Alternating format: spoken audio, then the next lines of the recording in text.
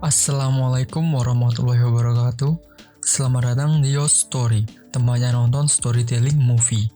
Di video ini saya akan membahas Cross Zero, film yang bergenre action gangster yang berlatar di Suzuran, sekolah yang paling susah untuk ditaklukkan karena hanya berisi pria dan preman yang membentuk geng sendiri-sendiri.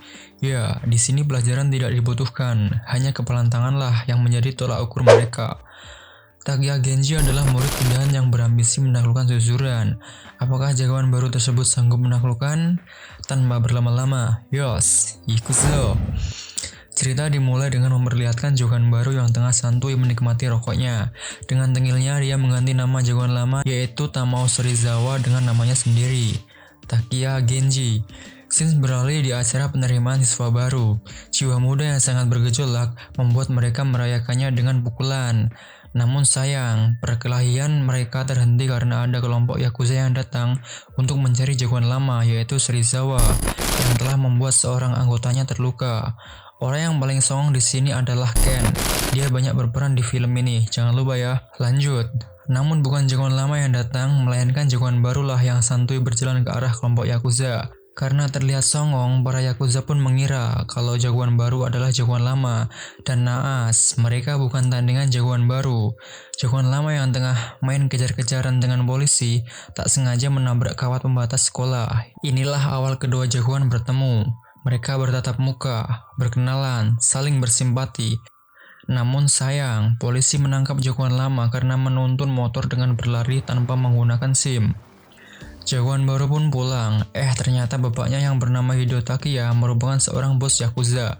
Bapaknya pun mengejek bahwa dia tidak akan bisa menaklukkan Suzuran, karena memang belum pernah terjadi, dan bapaknya juga jebolan Suzuran, jadi kayak curhat gitu.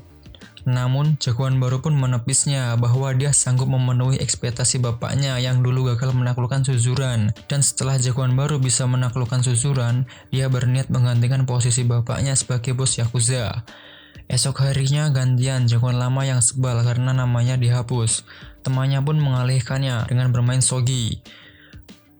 Papan shogi pun ditendang sama jagoan baru dan langsung meminta jatah duel pada jagoan lama. Emosi jagoan lama sontak meluap-luap.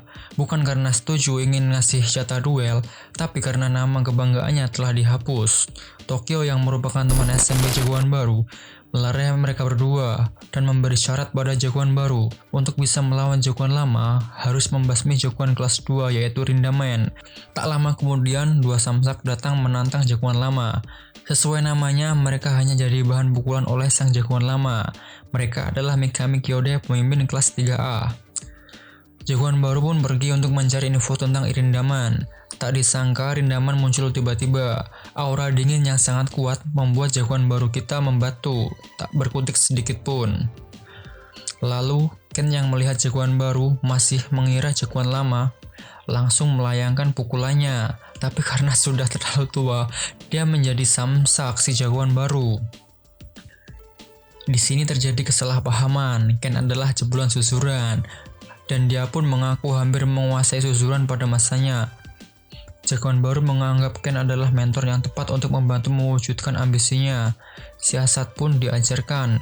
Dengan sebuah buku berisi petuah Ken, jagoan baru mulai memburu pentolan kelas. Dia adalah Chuta Tamura, pemimpin kelas 3E. Setelah Chuta ditaklukkan, jagoan pun menyontek buku Ken dan mengatakan,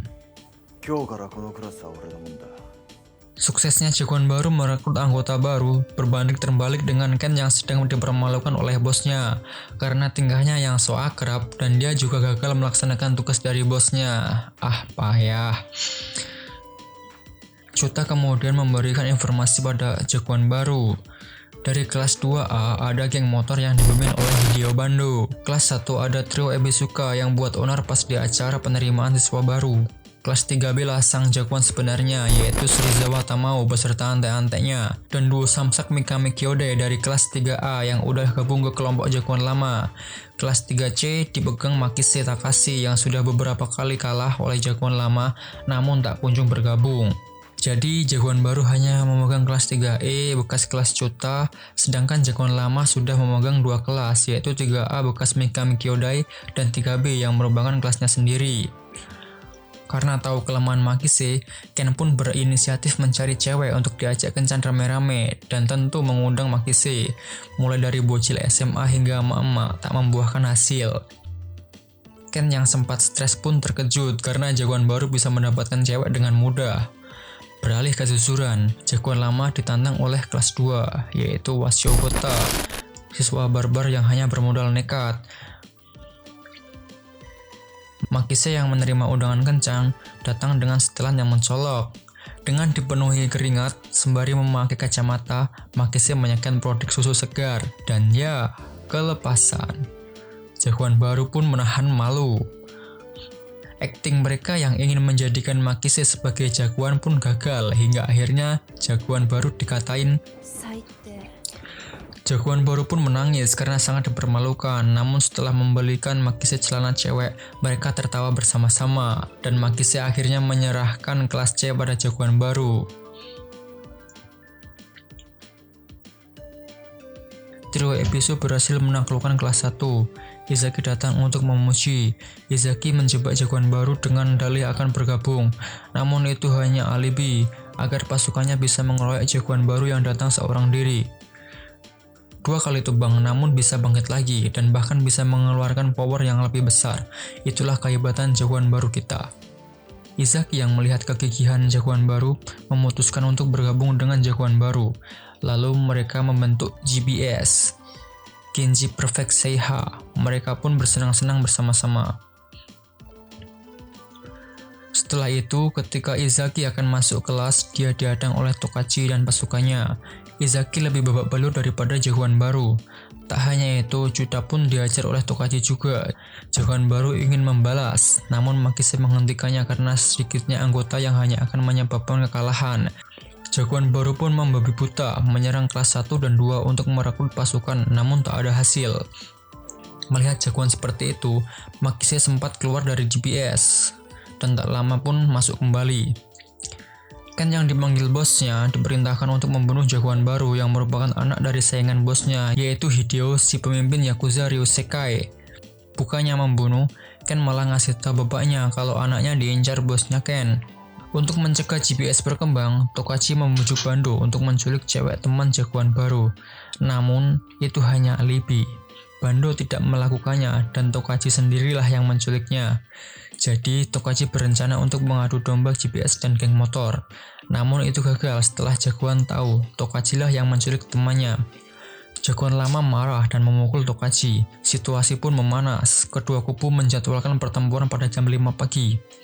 Saat pulang, jagoan lama menerima surat dari Ken.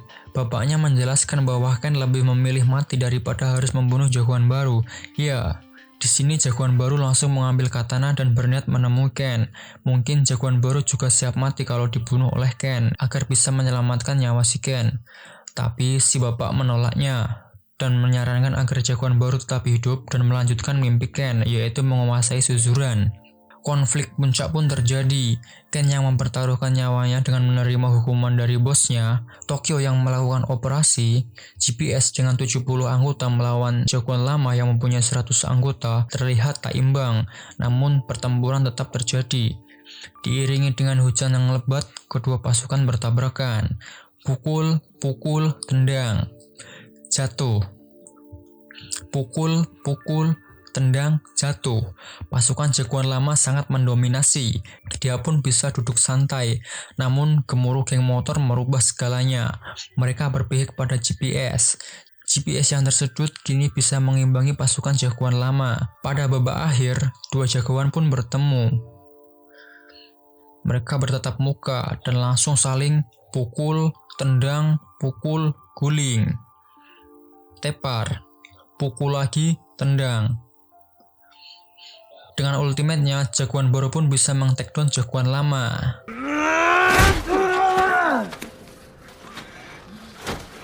Jagoan baru pun memenangkan pertempuran tersebut.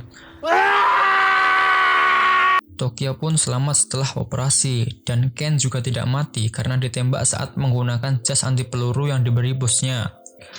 Tak puas menaklukkan kelas 3, jagoan mencoba mengalahkan Rindaman agar diakui sebagai penguasa suzuran. Selesai.